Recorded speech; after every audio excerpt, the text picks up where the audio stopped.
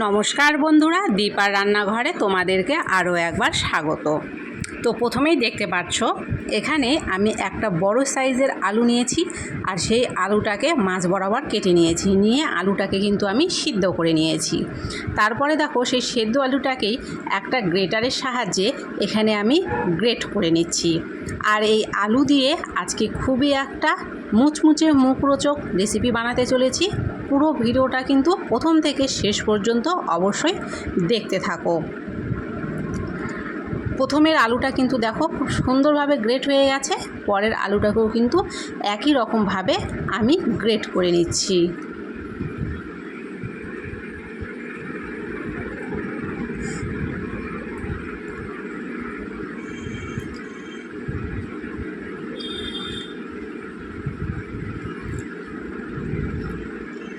আলুটা আমার খুব ভালো করে গ্রেট করা হয়ে গেছে। এবারে দেখো এখানটায় আমি কড়াই বসিয়ে কড়াই দিয়ে দিলাম সামান্য পরিমাণ সর্ষের তেল। তেলটা একটু গরম করে গ্যাসের ফ্লেমটাকে একদম লোতে করে দিয়েছি। তারপরে দিয়ে দিলাম কালো জিরে ফোড়ন, দিয়ে দিলাম সামান্য পরিমাণ ধনের গুঁড়ো, সামান্য পরিমাণ লঙ্কার গুঁড়ো, দিয়ে দিলাম সামান্য পরিমাণ হলুদের গুঁড়ো, আর দিয়ে দিচ্ছি স্বাদ অনুযায়ী লবণ। তারপরে এর মধ্যেই দিয়ে দিচ্ছি হাফ চা চামচ আদা আর জিরা একসাথে বেটে রেখেছিলাম, সেটা দিয়ে দিলাম। এখন এখানে সামান্য পরিমাণ জল দিয়ে মশলাটাকে খুব ভালো করে কষিয়ে নেব। মশলাটা দেখো প্রায় খুব ভালো করেই কষিয়ে নিয়েছি। এরকম অবস্থায় এখানে দিয়ে দিচ্ছি সামান্য পরিমাণ গরম মশলার গুঁড়ো। আবারও মশলাটাকে একটু টাইম নিয়ে কষিয়ে নেব, যাতে এর মধ্যে কোনো রকমের কাঁচা গন্ধ না থাকে। মশলা কষানো হয়ে গেলে আগে থেকেই গ্রেট করে রাখা সেদ্ধ আলু এর মধ্যে দিয়ে দিলাম। এখন মশলার সাথে আলুটাকে খুব ভালো করে মিশিয়ে একটা পুর তৈরি করে নেব।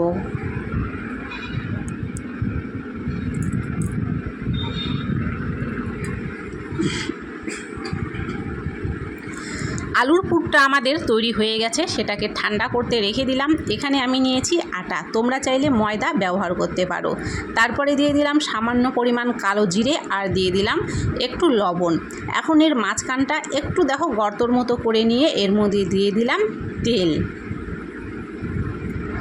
তারপরে তেল, কালো জিরে, লবণ আর আটা খুব ভালো করে একসাথে মিশিয়ে ময়াম করে নেব।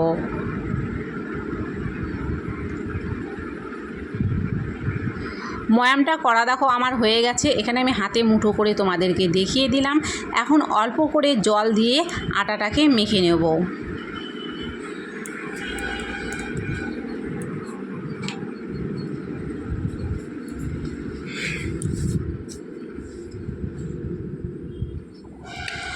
অল্প অল্প করে জল দিয়ে দেখো আটাটা মেখে সুন্দর একটা ডো তৈরি করে এটাকে ঢেকে দিলাম 5 মিনিটের জন্য। এবারে যে আলুর পুরটাকে তৈরি করেছিলাম সেটা কিন্তু ঠান্ডা হয়ে গেছে। এখন হাতের সাহায্যে এগুলোকে আমি একটু একটু করে নিয়ে লম্বা সাইজের শেপ করে নেব।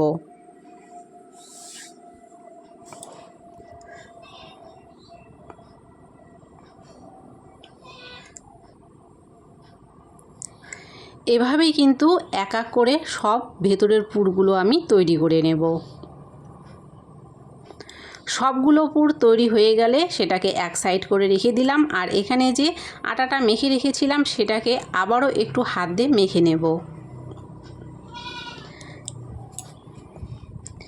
তারপরে এর থেকে ছোট ছোট করে লেচি কেটে রুটির আকারে বেলে নেব। আমি এটা বেলার সময় এখানে কোনো রকমের তেল, আটা বা ময়দা ব্যবহার করছি না।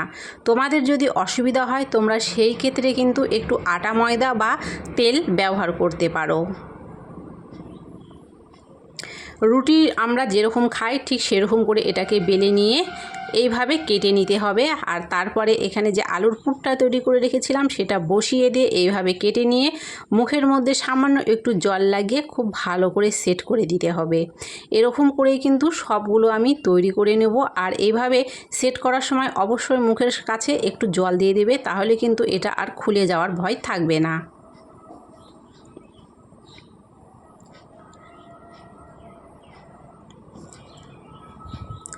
এবারে কড়াইতে তেল দিয়ে তেলটাকে গরম করে নিয়েছি আর গ্যাসের ফ্লেমটাকে করে দিয়েছি মিডিয়াম টু লোতে। তারপরে দেখো এইভাবে এগুলো তেলের উপরে দিয়ে ভেজে নেব।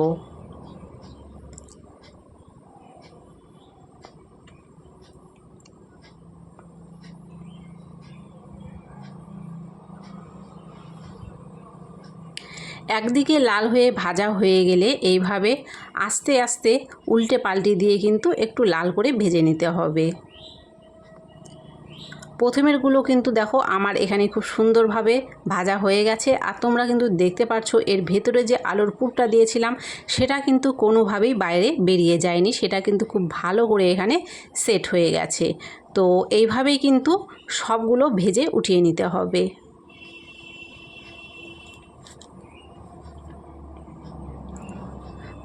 ঠিক একই রকমভাবে কিন্তু আমি এখানে পরেরগুলোকেও ভেজে নিয়েছি। তো আজকের এই রেসিপিটা তোমাদের কেমন লাগলো কমেন্ট করে অবশ্যই কিন্তু জানিও। যদি ভালো লেগে থাকে অবশ্যই একটা লাইক করে দিও, চ্যানেলটিকে সাবস্ক্রাইব করে দিও, আর ভিডিওটাকে কিন্তু অবশ্যই আত্মীয় স্বজন বন্ধু বান্ধবদের মধ্যে শেয়ার করে দিতে ভুলো না। আর তোমরা দেখতে পাচ্ছ এটা কিন্তু একদম পারফেক্টভাবে হয়েছে, কোনো রকমভাবেই কিন্তু খুলে যায়নি। আর এইদিকে দেখো কিছুটা আটা বেঁচে গিয়েছিল, তো আমি আটাটাকে নষ্ট না করে এখানে নিমকির মতো করে এগুলো কেটে নিয়েছি। আর এগুলো একদমই নিমকির মতো করে কিন্তু ভেজে নিচ্ছি। তো আমি ভাবলাম আটাটা নষ্ট করার থেকে নিমকি ভেজে নেওয়া কিন্তু অনেক ভালো।